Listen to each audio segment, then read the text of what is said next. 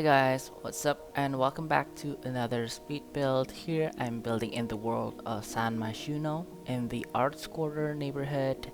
Here as you can see I'm building the 920 Medina Studios apartment, which has the lot trait quiet and the lot challenge spooky, which attracts wandering ghosts. So initially when I first stumbled upon this lot, I thought that this would be perfect to build a sort of a paranormal or psychic apartment with a seance room which is located next to the entrance over there. But halfway through building this, I sort of scrapped it and went on to build another build.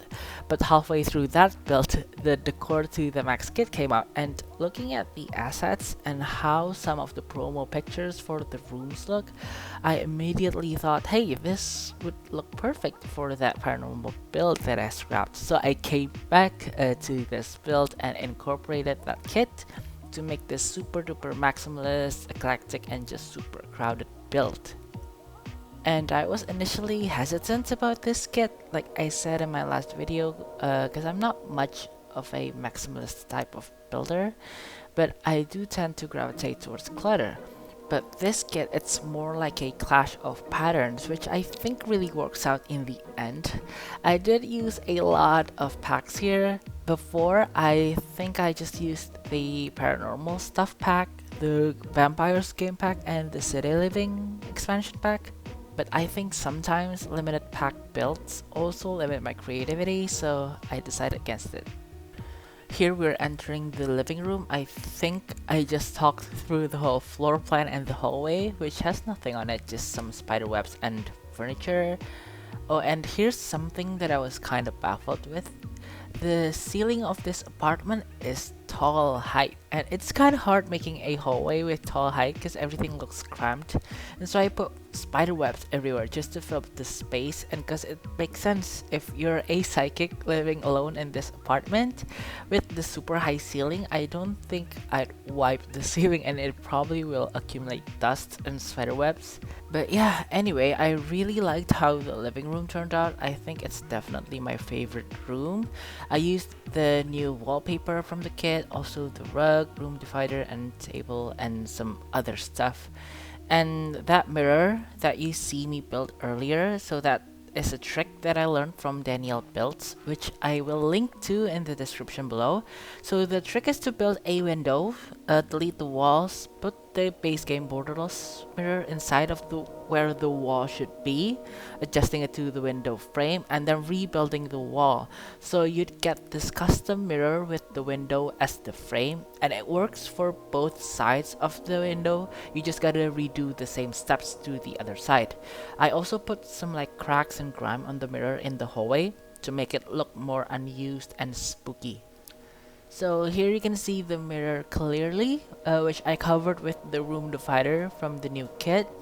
Oh, and I also used quite a few items from the Blooming Rooms kit, because I also think that that kit has some interestingly shaped and colored plants, which goes well with the apartment. And for the kitchen, I generally used the cottage living pack for it, and this like green swatch with a bluish tint to it. And I also used the base game fridge in the greenish blue swatch to match it. And for the upper cabinets, I used the vampires one, I think, because it also has that bluish green swatch. And I made sure not to clutter the kitchen too much because all the patterns across the room already did it for me. So yeah, I also used the half wall to separate the kitchen and the dining room just to make it more open, but not one open space, because it would be a waste to have all that natural light which is in the corner of the dining room but not use it to light all the other rooms in the apartment, which is also why I used archways instead of doors, except for the bedroom, the bathroom, and also the seance room. To layer the archways, I used the curtains from the Paranormal stuff pack. It has these like hanging tassels. Yeah, I don't know what to call it. It gives the archways even more texture and patterns, and I used that same curtains quite a few times across the build. And anyways, for the dining room, I used this city living table with the four mismatched chairs in the green and blue swatch, and I also used the lights from the new kit to bring out more of the patterns. And I do think most of the city living stuff that has bright colors really fit well in this aesthetic, so maybe for this type of build I do recommend, if you have the packs that I mentioned earlier, maybe minus the vampires pack, because it's more for the spooky side of the build. There I also put a cactus plant and the new rug before moving on to the bedroom. And in this bedroom I used the paranormal wallpaper, and at this point I figured why not give this a cat, and so I put a cat bed, a litter box in the toilet, and also 2 food bowls in the dining room. So this bedroom I think is more functional than it is decorative.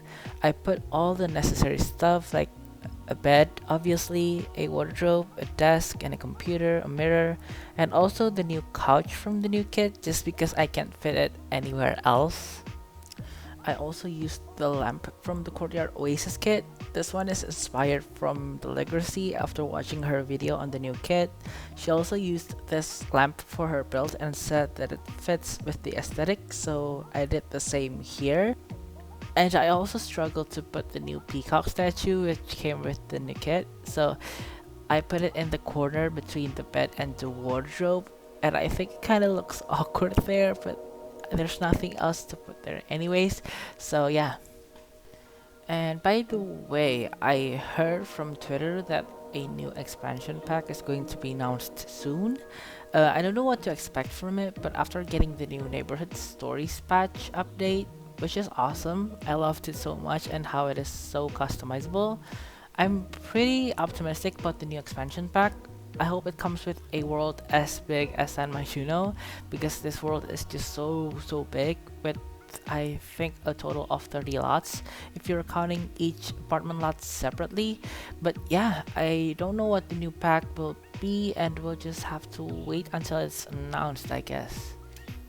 Anyways, with this toilet, I used the City Living exposed brick paired with the new wallpaper from the kit, and I also used the pipes from City Living, which is the wall mounted one, and also the pipes from the Industrial Loft kit, which is the one on the ground that I stacked 3 times to decorate this bathroom and make it look more, I don't know, just less fancy, I guess. And last but not least, this is the seance room. I thought about this room right from the start due to the fact that this lot is haunted anyway, and I guess it's good for communicating with spirits, and so I decorated this room with so many knickknacks, mostly clutter and furniture from the paranormal kit and also the new kit. And I also think that this room turned out very nice. I like all the pops of color, the placement of the seance table, and all the surrounding furniture. I just think that it's like very in your face but still cohesive at the same time. And I think that in the end, this room took the longest to build. I even cut out some parts of me just scrolling endlessly through the Décor catalog and trying to clutter this room specifically to make it more on theme. And overall, I was pretty proud with what I was able to make in the end. I never thought that I had it in me to make this type of build, and it's also a good outlet to force me to use so many things that I never even touched, and also the things that I sometimes use, but with the more vibrant swatches also. So overall, it's a good learning experience if I do say so myself. Here I'm just doing the custom gallery wall and then the mirror on the end of the room, and after that I'll just be doing some finishing touches and clutter, like giving all the rooms some spider webs in the corner and especially the hallway, which I think makes so much sense for it to be dusty and full of webs with how dark and tall it is. And I'll also be putting in some vents to line the top of the apartment for a sense of central heating, but after that we'll be moving on to the screenshots. So what do you guys think? Does this make sense to be a paranormal apartment, and what do you guys think I should build next time? Leave it down in the comments below if you have any ideas, and don't forget to like the video, share it, and hit the subscribe button. I post my videos every Friday, and I'll see you guys in the next video. Bye. Bye!